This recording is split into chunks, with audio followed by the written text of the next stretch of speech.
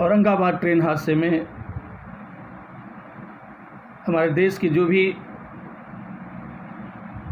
गरीब पिछड़े मेहनतकश कामगार साथी मरे, मध्यम वर्गीय किसान परिवार, सामान्य परिवार के जो भी मेरे भाई साथी मरे हैं, खबर सुन के मन बहुत आहत है।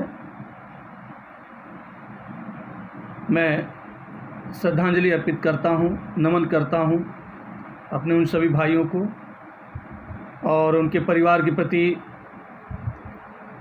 गहरी मानवीय संवेदना व्यक्त करता हूँ।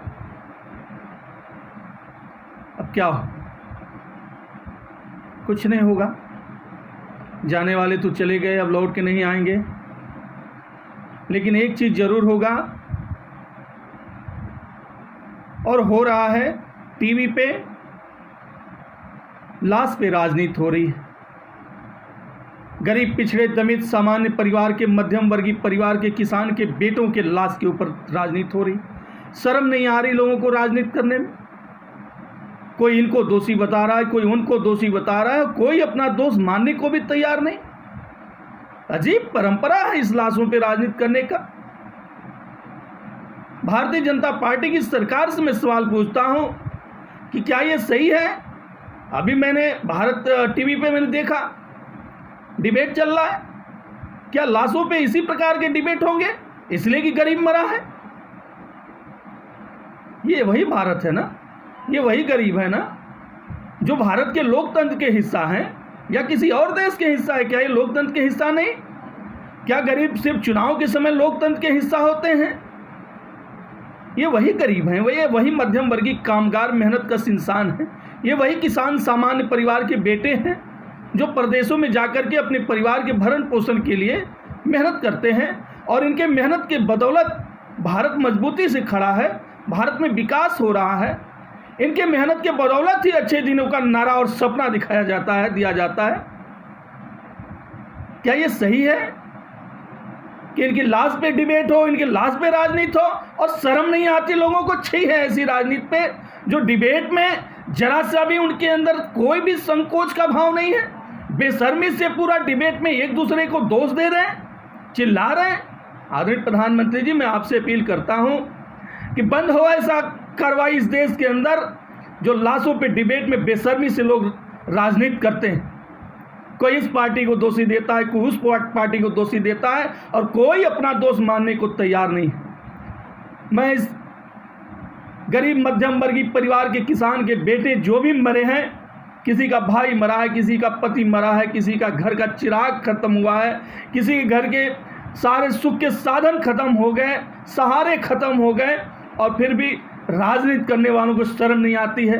राजनीति तो मैं भी करता हूं, लेकिन छी आती है मुझे ऐसी राजनीति पे कि हम गरीबों की लाश पे राजनीति करें। मैं अंजनी सिंह तो नहीं कर सकता, मैं समाजवादी विचारधारा का पुजारी हूं, लेकिन मैं ऐसी राजनीति नहीं कर सकता। मेरी आत्मा तड़प रही है।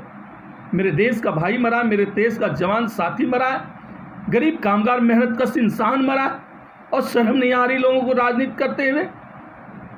यहाँ ये जरूरत नहीं थी कि टीवी पर आप एक दूसरे पार्टी को दोष देके और बहस करें, और वो भी बेशर्मी से बहस करें।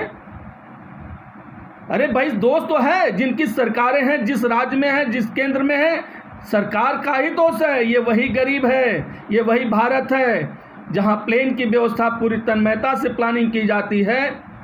यही भारतीय जनता पार्टी की सरकार करती है।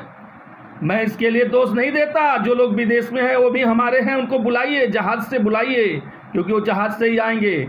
लेकिन जितनी तन्मयता से आप जहाज की प्लानिंग कर रहे हैं लोग, उतनी तन्मयता से मेरे भारत के इन मेहनतकश इंसानों के लिए मेहनत कर, गरीब कामगार भाइयों के लिए करते, इस मध्यम वर्गीय परिवार के, सामान्य परिवार के, दलित पिछड़े परिवार के, किसान के बेटों के लिए करते, तो शायद ये हादसा आज नहीं होता।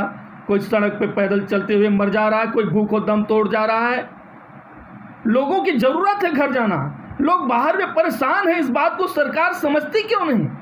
आखिर ये वही लोग हैं ना जो बाहर प्रांतों में महीनों महीनों टिक करके काम किया करते थे, अपने घर नहीं आया करते थे।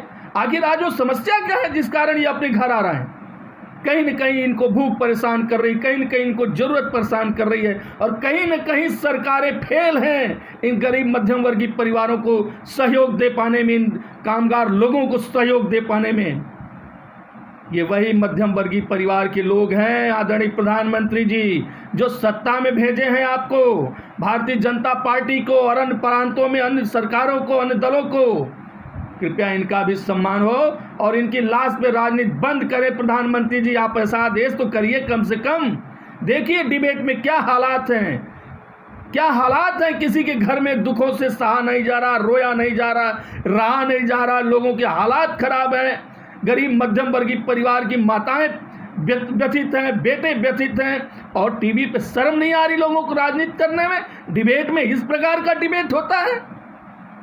मैं पुनः श्रद्धांजलि अर्पित करता हूं अपने उन सभी गरीब साथियों को। और आदरणीय प्रधानमंत्री जी, ये न भूलें आप कि आपने तो आदेश कर दिया 500,000 रुपये खाता में डाल देने से और 2 रुपया 3 रुपया किलो वाला राशन 3 महीने का फ्री कर देने से इन गरीब परिवारों का भरण पोषण नहीं हो रहा। अगर ऐसा आप मानते हैं तो मैं कहता हूं भारत के सभी सांसद विधायकों की पूरी तनख्वाह आप खाते में डाल दीजिए, और उनको भी आप 2 रुपया 3 रुपया किलो वाला राशन हम गरीबों से 2 गुना दीजिए, हम नहीं रोकते, 3 गुना दे दीजिए, लेकिन उनको भी खाते में 500,000 रुपया दीजिए ताकि उनका भरण पोषण हो, तब तो मैं मानो।